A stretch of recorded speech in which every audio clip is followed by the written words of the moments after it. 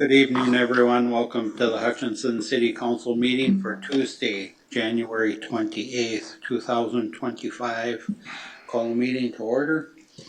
Approve the council agenda. Any agenda additions or corrections? Mayor and Council, I have one addition for you. It's on your desk tonight. It's the approval of a gammon license application for Cloud County Pheasants Forever.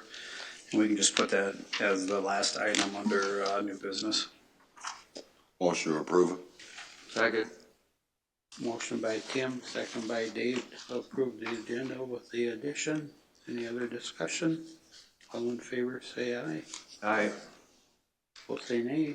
Motion carries. Invocation, Bethlehem United Methodist. Good evening. Thanks for coming. You're welcome. Let's pray. Most gracious and loving God, I just thank you and praise you for the ordinary. For ordinary sunsets, for agendas that are not full of things that have to be debated on and on and on. For things that happen in our everyday ordinary lives because you are interested in the ordinary. And I thank you and praise you that you have given us gifts and wisdom to do your work here in this place. God, as you encompass this evening in your care and your wisdom, we ask that you would use the ordinary gifts that you have given to us all to accomplish your great works, no matter how they might show themselves. Lord, I ask that you surround this room with your peace, that you would fill each person with your wisdom, and let them know that they are called by you in this time and place. And all of God's people said, amen. Thank you. Thank you. Next, the Pledge of Allegiance. I pledge allegiance to the flag of the United States of America and to the republic for which it stands, one nation, under God, indivisible, with liberty and justice for all. Recognition of gifts, donations, and community service to the city. Does anybody have anything tonight? All right, we do have a resolution underneath there. We have resolution number 15832, resolution accepting $500 donation from Steve Cook and Kay Nelson to sponsor the 2025 Sculpture Stroll Judges Award within the Public Arts Program. I make a motion to approve it. Second. Motion by Chad, second by Pat to approve that. Any other discussion? All in favor say aye. Aye. Both say nay. Motion carries. Citizens addressing the council, just please come forward and state your name and address for the record. Alrighty, we have approval of minutes. We have the regular meeting minutes of January 14th, 2025, and a summary of the city administrator performance review of January 14th, 2025. Motion to approve. Second. Motion by Pat, second by Dave to approve both minutes. Any other discussion? All in favor say aye. Aye. Those say nay. Motion carries. Consent agenda will be done with one motion unless somebody pulls something off for discussion. A, approval of issuing short-term gambling license to the 3M Club on April 17th, 2025 and September 13th, 2025. Excuse me. Approval of resolution number 15828, resolution to dispose of park department surplus property, that's mowers. C is approval of resolution number 15830, resolution accepting bids and awarding contracts to Jacob Filk and Scott Rickerman for rental of agricultural land. D is approval of resolution number 15831, resolution to dispose of street department surplus properties. That's a plow truck and a sign truck. E is approval of purchase of water plant work truck. And F is claims appropriations and contract payments. Anyone wants to pull off for discussion? I make a motion to approve the consent agenda. Second. Motion by Chad, second by Tim to approve the consent agenda as presented. Any other discussion? All in favor say aye. Aye. Both say nay. Motion carries. Skip down to communications, requests, petitions. Public Arts Commission 2025, 2026 sculpture stroll.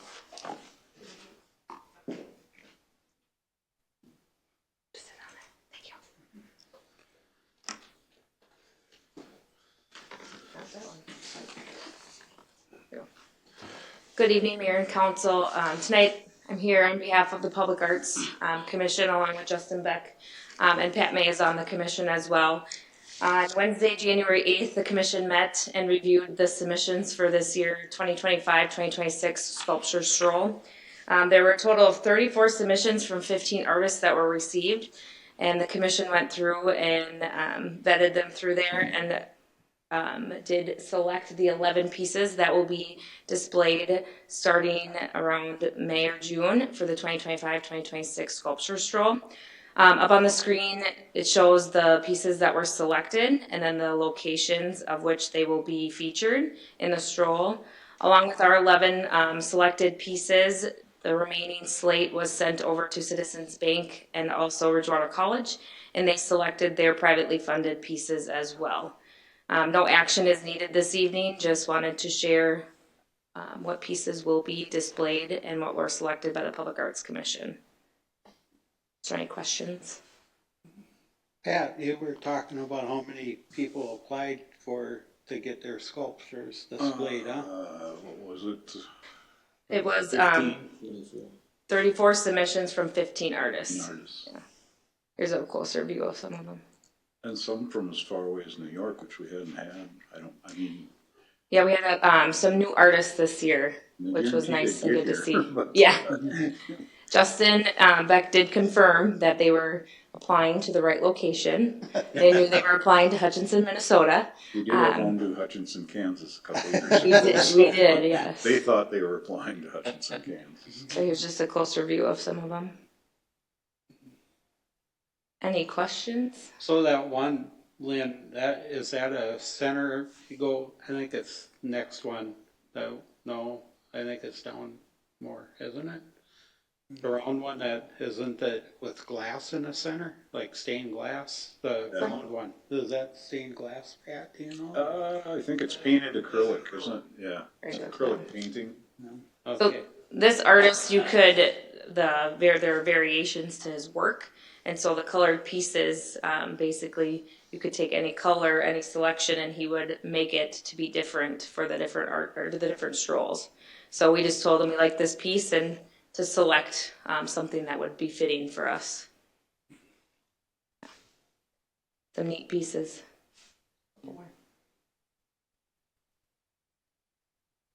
Sometimes we have to consider, like you look at the horse, it's like, all right, are the kids going to be climbing on it? But that's just part of it, some pretty unique things. It's an honor to be on this commission. All right, well, thank you. Great, thanks, Lynn. I had to be older. All right, we have the Creekside year-end report. Andy. Good evening, Mayor, Council. Here tonight to give you a recap of 2024 for the refuse and compost funds, which essentially encompasses Creekside and its operations. So I should pull this.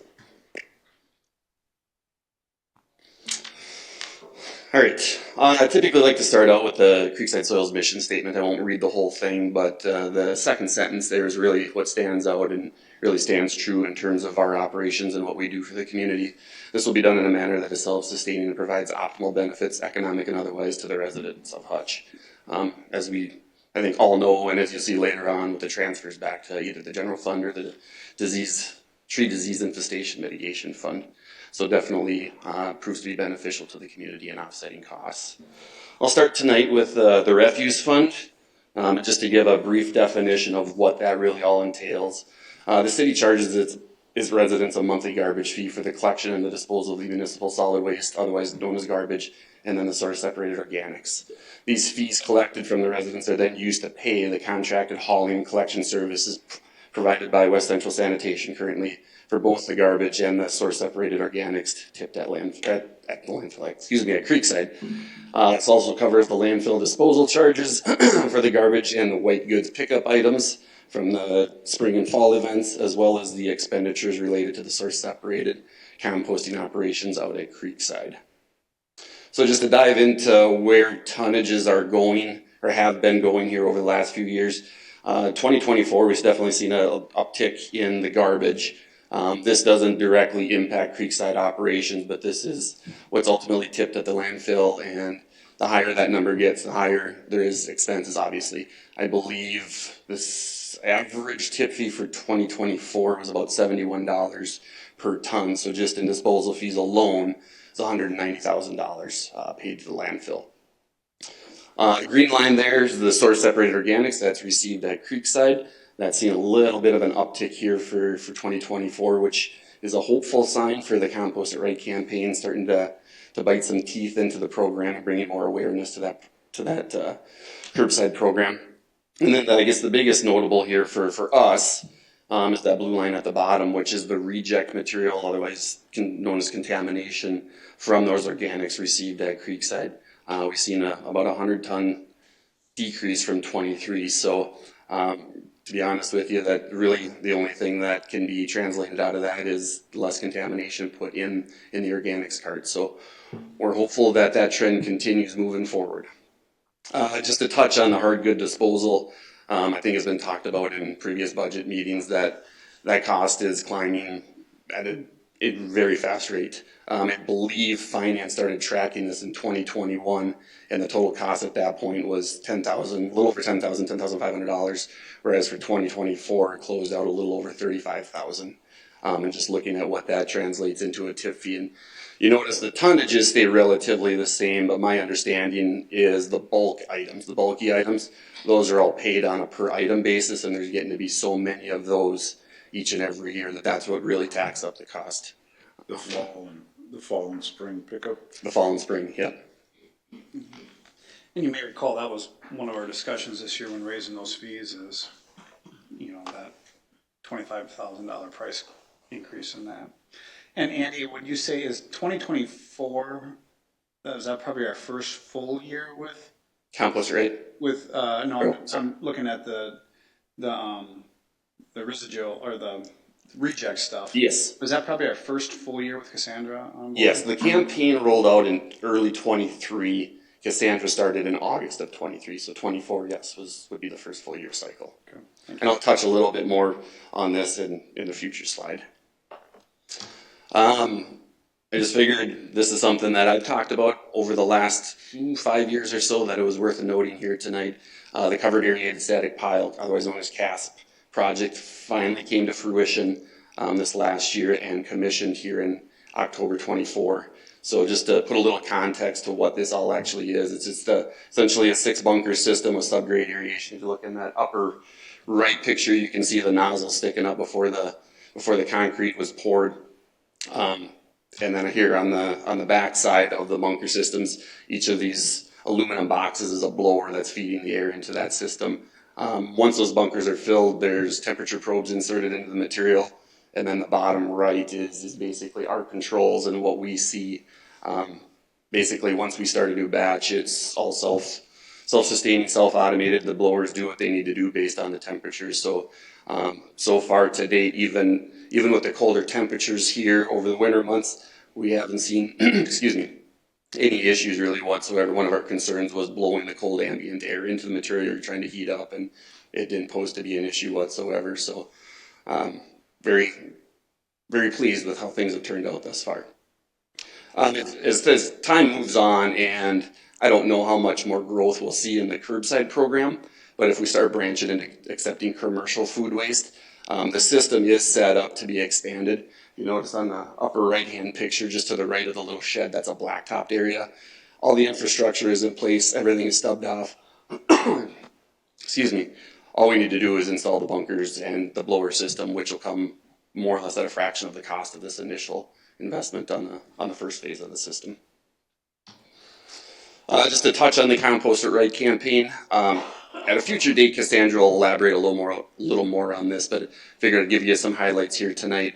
Since the campaign has started, we created a Facebook page. We currently have a little north of 300 followers and growing. Last year, Cassandra more or less started a monthly email newsletter that has over 700 subscribers and is currently growing. Earlier this year, actually last summer, I should say, we conducted a garden plot demonstration at the depot, which would be on the east end of the depot building. And that was basically a 16 by 16 garden plot split in half. Half of it was native soil as is, and the other half was compost amended. That garden produced a little over 141 pounds of produce, most of which went to the food shelf, and the compost amended side did edge out the native side by about 15 pounds. We sponsored a Plate to Garden event, fundraising event. That's an event that's more or less sponsored or put together by the Minnesota Composting Council. And what that is we work with local nonprofits. In this case, it was the animal shelter, where we sell them the compost at a discounted rate, and then they actually set up in the Plaza 15 parking lot in May, and then used the gunny sack looking bags, filled the bags as the pictures show, and made the bags compost available for sale. If I'm not mistaken, I believe they generated a little over $1,000 in profits from that event. So for a first time holding that event, I would say it was definitely well received. So hopefully that continues to grow into the future. The biggest notable for the campaign, and not so much the campaign itself, but just the source separated curbside program, is the change in the compostable bag size, as well as offering the kitchen counter bin. Overall, I would say feedback was positive. We did have a little backlash, but overall, I think it definitely has proved to be beneficial in terms of the materials that we're receiving. And again, I'll touch on that here in the next slide or two. And then just to follow up, Cassandra more or less attended numerous community events within more or less an informational booth, farmers market, master gardener events, and she's had a couple conversations, I forget what they're called, a sermon of type, not during the service, but talks at the churches, a couple churches here in town. So to kind of help track what we're doing and hopefully doing right with the campaign, we conduct physical waste audits of the organics received at Creekside. We started this back in June of 22 and did our most recent one here in December of 24. You look at the overall average of the 22 contamination rate looks to be the best at a little under 2%. I don't want to sit here and say that's skewed, but I think it is, more or less just because of the timing that we did the audit. We did it in June when the material audited was heavily ridden with yard waste materials, grass clippings, so that threw off the weights. When we went forward into the next years, we tried to find that transition point from whether it be summer into fall into winter into spring. So as we started to level that out, you see we're at about a 5%, 5.5%, and unfortunately staying steady at that point, or through these audits. The bottom table there, food waste capture rates, I guess that's another big notable. Pretty flat at a little over 2.6% in June and May, 22-23. But here in 24, we started seeing that creeping up, with obviously December being the first full cycle with the smaller bags. We'll see how that continues to trend here moving forward. But we did absolutely notice during the audit that there was quite a few more smaller bags that did have food waste in them compared to what we had seen in the past. So hopefully that trend continues. And then just getting into the finances on the refuse budget, closed out fairly well. Just about $40,000 over the budget mark, 2.5%, over 23 actuals.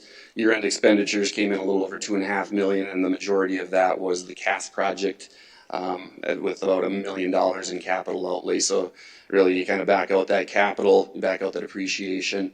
The fund is certainly cash flowing and in a good position. We also transferred, as we have since 2010, $55,000 to the Tree Disease Infestation Mitigation Fund, totaling $770,000 since it started. Any questions on refuse at this point before I move on to compost?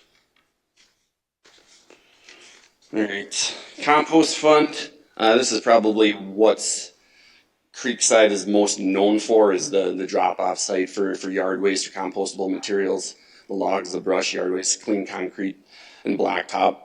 This is available for drop off to residents and contractors alike for no charge.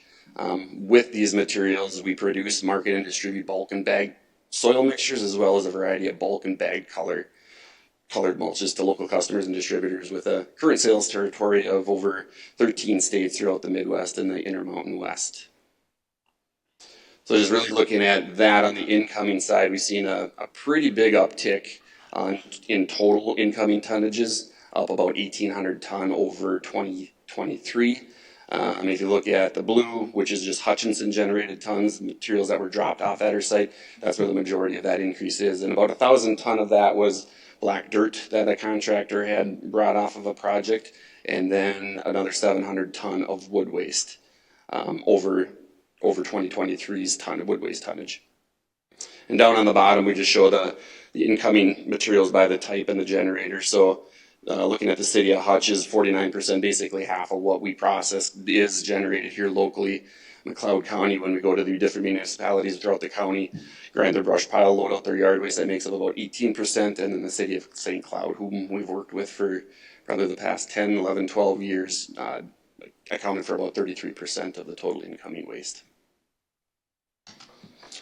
All that material, as mentioned, a lot of that, the majority of that ends up getting put in bags and sold. We do a little bit of bulk, but due to our location from the metro, the majority of our sales is bag. We do, like I said, locally, probably within a 20-mile radius, but those numbers are not as huge as we would like them to be, but the market is fairly limited. So looking at this, just over the last few years, definitely a roller coaster ride. We have the COVID years, 2020 and 2021, where things went extremely well for us. 2022, it was the first year of the loss of a sizable customer, and then ever since it's been kind of has been on a downward trend. We don't have anything to necessarily put a finger on specifically on why. 2024 spring wasn't as ideal as we would like them to be. If I recall, it was a touch on the wetter side to start out with, and then dried out later in the year. Our window of opportunity in terms of bag sales is generally that April, May, and early June timeframe. So kind of missed the boat there. We'll see how 25 shapes up. We've had a lot of talks here lately with private label packaging prospects, and that's more or less packaging their product in their bag. So hopefully things come to fruition on that. And then just looking at the compost finances, although we came up about 100,000 bags in volume short, we still just missed our budget mark of $2.767 million. Missed that by about $27,000 here for the year. And a lot of that is due to Bitcoin sales, as well as a few other miscellaneous revenues, interest, and charges for services. So overall, even though bag sales were down, we still ended up with a fairly good year. When bagging production is down, obviously we don't have the expenses into manufacturing production, so those numbers drop proportionately, coming in under budget on expenditures at just a little over $2.9 million, closing out the year at a net loss of $177,000. Gross profit margin wise, there we did just a little shy of the budget mark, but definitely a 3% increase over 2023. So things are trending in the right position. They're trying to get ourselves established pricing wise to yet be competitive, but also increase margins as is the name of the game. So just kind of looking down below, I don't know if I mentioned it on the refuse fund, but depreciation accounts for $290,000 out of the $2.9 million of expenditures listed above. Capital outlay was just south of $94,000 for the year, and the transfer out to the general fund of $120,000 is also included up above. So taking those into account, the compost fund operations are definitely healthy. Since 2009, including 2024's transfer, just under $1.6 million has been transferred to the general fund. So just looking back at 2024, a few of the mentionables, as I alluded to earlier, the CAS project finally came to fruition after 5 years or so of working with different studies, different contractors, and ultimately waiting on the MPCA that we're up and going. We applied for 2 grants in 24, one from Minnesota OSHA for a pallet inverter. To help pay for a pallet inverter, we were awarded $6,800 out of that. We applied for a vacuum extraction equipment from the MPCA and were successfully awarded $150,000 for that. That was received here in December, so with the winter weather, obviously that thing will get put into play until the weather turns around May, June. But the intent behind that is to run a reject material across this machine, and it'll suck out the film plastic, minimizing what ultimately goes to the landfill in terms of organics. So that was the big thing that the MPCA looked at, is they want to minimize any waste going to the landfill, but especially organic. So we're hopeful that this can save us money, but also accomplish our goal of less material entering landfill stream. Compost Right campaign continues to gain momentum. Bag sales, as mentioned, decreased 8% in 24 under 23. And that seems to be a national trend. Overall, 8% might be on the high side of the national trend, but things have trended down since COVID. And then Bitcoin was crushed in late 23, about 20,000 ton, and that was nearly sold out in 24. If things all go as planned, I think talking with Chad in engineering, we'll get a fair amount of material of raw concrete and blacktop this year that we should be able to crush again this fall and have that available for sale next year. Hey, Andy, I know you kind of touched on it a little bit, but I had somebody ask me actually, what's Bitcon? So can you just, Sure. you did say concrete and asphalt, but. Yep. Yeah. So we received concrete rubble and blacktop rubble from both private jobs, contractors, and office city projects. We stockpile that until we accumulate enough of it to warrant hiring a crushing company to come in and crush it into a 1-inch class 5 aggregate, which is, as they're crushing it, they blend the blacktop and the concrete together. And it's definitely been a hot commodity the last few years. My understanding is gravel in and of itself is getting harder and harder to come by. So a lot of contractors and just people in general are turning toward this recycle aggregate to use in place of class 5, just because, again, that's a supply and demand issue with the gravel. The less gravel that's available, the higher the price goes, and we can keep this at an economical, affordable price. It is a little bit more than what class 5 is, but you know what you're getting. The class 5s can range in sands or clays, where this is just straight concrete and blacktop rubble. The bit is for bituminous and the con for concrete. Is that safe to say? Yes, Acronym? Correct. Safe assumption. Thanks, Andy. You bet. Just looking ahead here to 2025 with the CAS project completed and things kind of in place out there, looking to host an open house here later in the year. Continue to establish community partners to assist in bringing continual education to the Compost It Right campaign. Cassandra hosted her first meeting here last week with these community partners, and these are people at large. Could be residents, could be business owners, could be you name it. We're just looking for somebody that would have some pull per se in persuading and help motivating family members, friends, neighbors, what have you, on bringing some awareness to the program.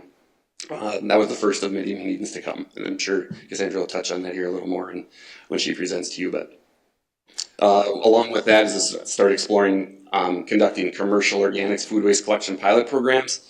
This is something we have just started talking about. Try to pick out 1 or 2 restaurants here in town to see, really what are all the logistics behind it and what is the potential savings that these businesses can actually incur and realize. So look for that to come.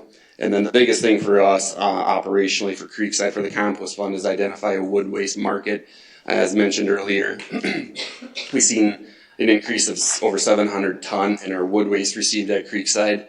And we're not the only ones. The majority, if not all other wood waste receiving facilities are being inundated right now. In the metro market, they charge tip fees, and they keep jacking the tip fees up more and more and more, and there's no place for this wood to go, and people are paying it.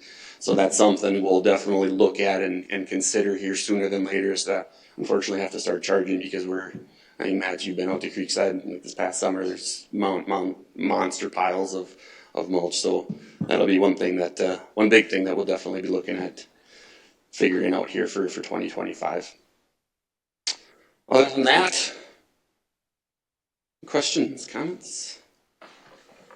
That's good. All right. I thank you. I had one quick question. the leaf vacuuming service. Can you give a approximate cost of what that takes per year?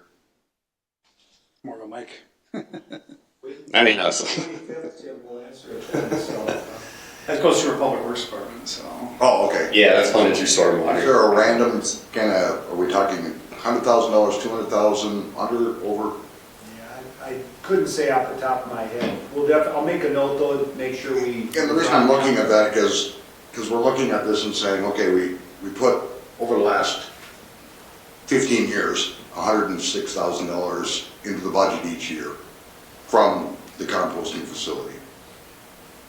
And now we provide leaf vacuuming service, which for almost everybody in the community loves that program. So by doing this, we're paying part of that or maybe all of that service, so when we talk about that and say, what is the benefit of Creekside? What is the benefit of some of these community programs? Yeah, one other unspoken, I guess, benefit is the refuse fund. In the initial years, purchased one of the vacuums in full, and now the price has gone through the roof on.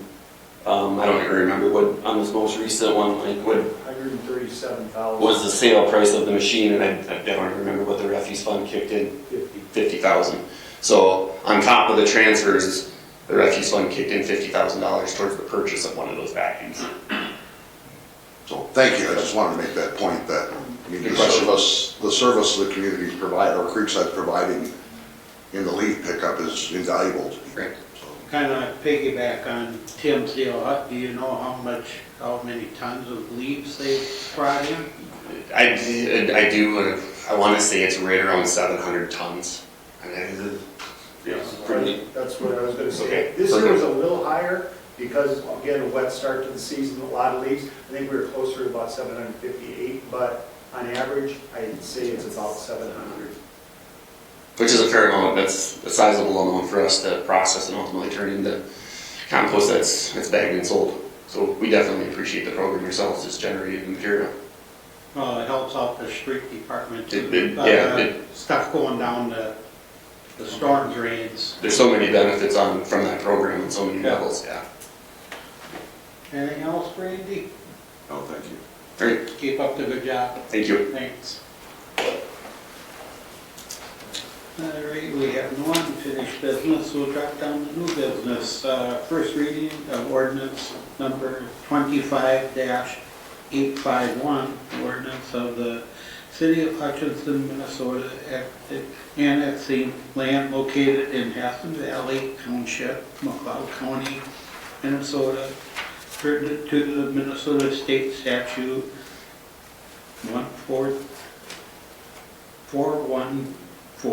414.033 sub 2, 3, permitting annexation of ordinance. Yeah, easy for me to say. Yeah, thanks, Mr. Mayor, City Council. We had a public hearing last Tuesday night at the Planning Commission to look at the petition for annexation that we received for the Albrecht property. If you're familiar, that's down off of Edmonton and Jefferson. Used to be kind of where some dairy cows were in pasture. Now recently it's been more of a corn soybean field. But that property's been purchased by somebody with intent to develop it. So the first step of that is the request for annexation, which ends up being an ordinance that we need to do. So what you have in front of you tonight is the first reading of that ordinance. There will be another reading required if you were to approve this one tonight, and then after that we send it off to the state. They go through everything and then do their magic on it, and we get a notice back that it would be annexed. So thought is that if we follow the steps, that should happen sometime probably in late February, and then the next steps would happen for this parcel to be developed. Any questions on that process? Motion to approve ordinance number 25-851. I'll second. Motion by Pat, second by Chad to approve. Any other discussion? All in favor say aye. Aye. Opposed say nay. Motion carries. Thank you, appreciate it. Dan? We have resolution number 15829, resolution amending the position of classification table related to City of Hutchinson Engineering Assistant Public Works Director position. Evening, Mayor and Council. If you recall, this classification table was just approved in December, but we had a resignation in our project environmental regulatory manager, John Paulson. So we had to pivot a little bit. And what we have come up with is a city engineer and assistant public works director position. Last year we had an unsuccessful recruitment for a city engineer position. And so this year, with the opportunity of adding some of the regulatory pieces in, we have come up with this upgraded position that will also serve as kind of Mike as the public works director, the right-hand person, being kind of the backup. Yeah, so any questions about kind of that progression? I would just add, we saw an opportunity with the difficulty in hiring a city engineer, an opportunity to kind of combine two positions into one to see if it would make it, I guess, more attractable. There's no guarantee that this is going to work. I think it's a better option that we had offered before, and we'll kind of wait and see, I guess, at this point. Yeah, it's a tough market for engineers. Specifically, competing with wages, but we're hopeful that this is more attractive, like Matt said, with some increased responsibility and kind of some opportunity to serve the public works department and engineering department a little bit differently than a typical city engineer would. Yeah, so I would ask for your approval. Make a motion to approve it. Second. Motion by Chad, second by Tim to approve. Any other discussion? All in favor, say aye. Aye. Opposed, say nay. Motion carries. Thanks, guys. Thank you. We have city center space needs study proposal by HMA Architects. Yeah, Mayor and Council, you may recall last year, actually back in October, the council authorized an RFP to take a look at this building. For years now, we've included a placeholder in our capital improvement plan for upgrades to city center. And quite frankly, we never really took the time to figure out what those actual prices are going to be. And so with the move of the DMV, with the challenges that we faced in having equipment that's 30 years old and no longer supported by the market, we thought now was the best time to bring somebody in with some fresh eyes to take a look at this facility, to really put some prices out there on what it would cost for us to upgrade some of that equipment, and then also to potentially look at what are we going to do with the space that we have with the DMV. We were also smaller in size than what we were when this building was first constructed, so we have a lot of open space. It's just to kind of take a fresh set of eyes to look at that entire building, to lay out some future plans for it with some dollar amounts. And so we received 14 responses to our RFP. From that 14, we interviewed 6 finalists at staff, and then from that 6, we ended up with a recommendation to appoint HMA to do the study for the city. They're out of St. Cloud and have not worked with them in the past, but I'm really excited about what they would bring to the city with some of their experience, especially having an interior designer on board. So. Look like they've done a few nice jobs. Yeah, I mean, one of the toughest things for us is that we had a lot of really good architects and ones that we've never worked with. It was really tough, and so we're excited with the opportunities that are out there, and we thought these guys would be a great fit for Hutchinson. Is it about, if I read it right, around 17,800? 17,800, yes. Done? Yeah. Make a motion to approve it. Second. Motion by Chad, second by Pat to approve. Any other discussion? All in favor, say aye. Aye. Opposed, say nay. Motion carries. Adopting legislative priorities for 2025. Mayor and Council, I'm not sure if I really want to talk about this because I don't know when the legislature is actually going to get together here to do their business. But with that being said, this is something that we've done now historically over the years. A lot of it hasn't changed necessarily from year to year. Some of it's kind of a carryover, but we've found value in at least putting this together. We'll send it out to our legislatures. We've used it from time to time if we would happen to make any trips down to the Capitol. But just really having a document that both the council feels comfortable with, that we can, and staff, that we can then pass on. So there's a couple things that were added, taken off, and changed. We did kind of take out the sales tax and try to make that a little bit more of an emphasis than in years past. We've always kind of addressed that, but we have that kind of as the first item on there. We did take out kind of the Highway 212 because I think that final funding has been submitted, but we did include a section on there in Highway 22 and our desire that we've had through our strategic planning sessions of trying to connect Hutchinson to 212 with an expansion of 22 to a 4-lane highway. And so that's a long ways off, but this is at least a start to getting that out there. And then we wanted to highlight, we had 2 new things regarding child care and housing that have come up in the last year.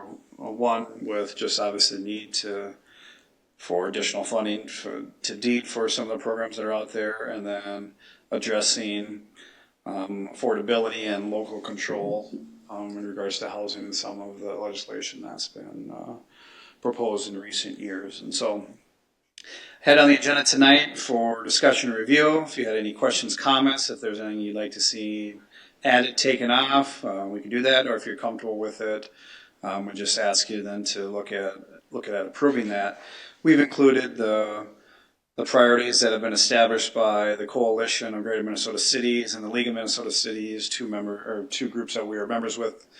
A lot of times we don't necessarily reiterate that, but I always like to kind of highlight that both for the public and the council so they can kind of see what those associations are working on too. So with that, I guess I'd open up for any questions, comments. I'm glad you kind of changed it to Highway 22, even if we don't get 4-lane, at least they can see the desire for us to make it an easier connection to 12. Yeah, like I said, we haven't really started on that. There's going to be a lot of work that goes in that. So, Have we seen through the daycare grants an expansion of daycares?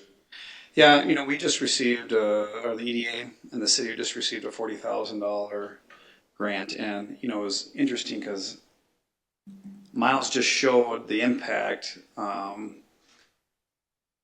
what we've seen from numbers. I want to say it was like 30 or 40, and then this grant would add, I think, another 40 or 50, and so About 100 total. I think about 100 total that we've seen in increase, have seen or will be seen from the programs the city has assisted in, along with some of the state money that we received here in Hutchinson alone. So, and I know there's other communities that have seen increases in slots from financial assistance that they received as well. So yes, it is having an impact in increasing slots. We still need a lot more, but it is helping. The market supposedly would handle another 300 if we could get them. So 25% of the way. And I can try to send that out too. I know Miles just gave a report on that at the EDA meeting last week. So, I mean, that 100 that's getting added basically happened, well, it's going to continue into 2025, but I mean, the majority of that got its wheels turning in 2024 with, was it 3 new privates, I think, something like that. And so it's a step in the right direction. And for a couple of years, we weren't getting anybody that was interested. So. Yeah, still got a long way to go, but it's, yeah. So, motion to approve legislative priorities for 2025. Second. Motion by Pat, second by Dave to approve. Any other discussion? All in favor say aye. Aye. Both say nay. Motion carries. We have gambling license for Pheasants Forever on March 8th, 2025. Yep, this kind of came in a little late, but we wanted to get it council approval now, because I think if you do it closer, I think they tack on some fees, so, didn't see any concerns with, the application, so asking the council to consider approving that. So. Motion approved. Second? Motion by Pat, second by Chad to approve the gambling license. Any other discussion? All in favor say aye. Aye. Opposed say nay. Motion carries. We have governance, we have Public Arts Commission meeting minutes from June 12th and September 11th of 2024. The Planning Commission minutes from September 17th, October 15th, and December 16th, 2024. City of Hutchinson primary preliminary financial report and investment reports for December of 2024.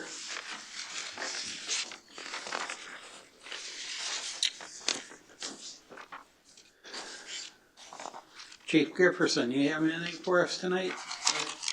Kelly, you have anything else?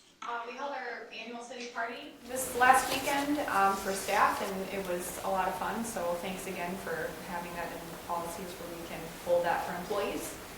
We're limited on what we can do, but we can do that, and people have fun. So thank you. Mike, do you have anything for us? I don't Andy? think I've said enough. All right, sounds good. I like that. Mark, do you have anything for us tonight? Dave, let's start with you. Thank you. Today we did have a Zoom meeting with CCRT, with Mid-Minnesota Development Commission, and transportation is still the key.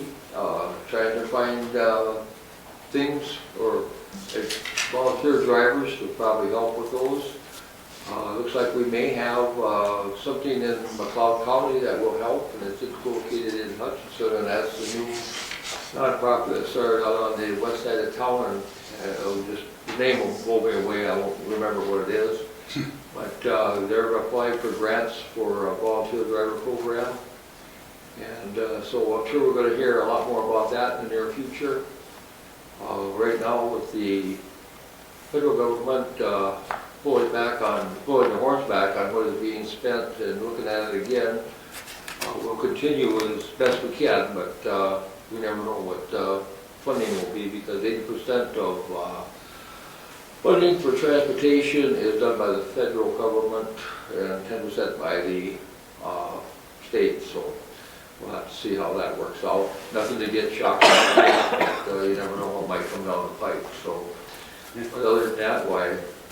People can be guaranteed there's people out there working for them to find transportation when they need the transportation. So, and that's about the extent of that at the moment. So, All right, thank you. sounds good.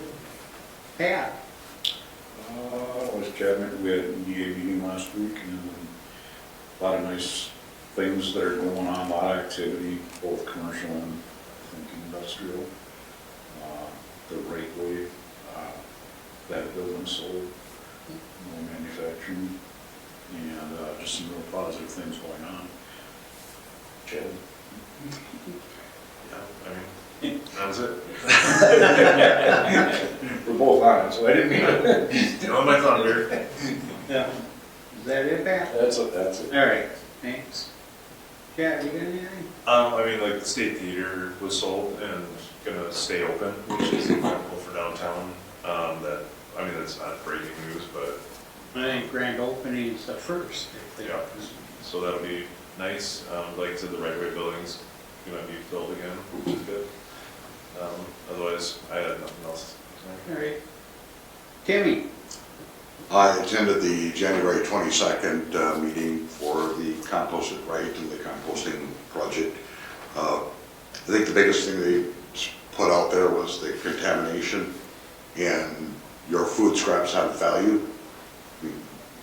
With the new composting bins and that kind of thing, I'm going to suggest everybody go to the Facebook page Compost It Right and like it, because there's a lot of information I think that our community doesn't know about what goes into which composting or, garbage, refuge. Yeah, and it's laid out very simply on there, but it's just compost it right. And we discussed data center information, and I've had a contact who is kind of the expert on data centers. He's into that whole weird, so I'm going to introduce him to Matt so we can get up to date on the pros and cons of it. And there are some money-making opportunities in data centers for communities, for cities. So we'll discuss that. The library board meeting was canceled, but their building should be up and the construction should be done there fairly soon. We got a letter from the director there that the carpeting and everything should be done there soon. So we're ready to go back and start reading and getting involved in the community that way. So thank you. Mary, thanks. Matt? I don't have a whole lot to add. I will just add to Tim's point. I know the EDA had a long discussion on data centers. One of our biggest challenges, and Jeremy was there for much utilities, is just the amount of power that we even have available to give out. So it's a whole other issue in itself. But other than that, I don't really have a whole lot else to add. Well, I had a few meetings at Airport Commission. We did, as you've seen before, we okayed renting out of our ag land around the airport. We're still looking for FBO, but actually the city of Hutchinson took over the fuel sales and we're doing very well on that front. Did have a HRA meeting. There are grants out there for people, fix-up funds. Just check with them if you qualify. I know they have one that it's a live and work in Hutchinson grant that you can get for a fix-up of some stuff for your house. Otherwise, had new listing. This is November stats, so we had 18 new houses listed. Inventory as of November, we had 42 houses for sale in Hutchinson. Had a resource allocation meeting. You forgot that one. Chad's on there with me, but we had updates on projects for 2025, the street projects, Dale, Hassan, some other ones in there. Talked about the water meter project. Went well. We had 4,100 completed. We got 300 remaining, so they'll hopefully get wrapped up with the water meter replacements this spring. So, but otherwise, that was my meetings, which were packed all together this month. So, besides that, let's go home. Motion to adjourn. Second. Motion by Pat, second by Tim to adjourn. All in favor, say aye. Aye.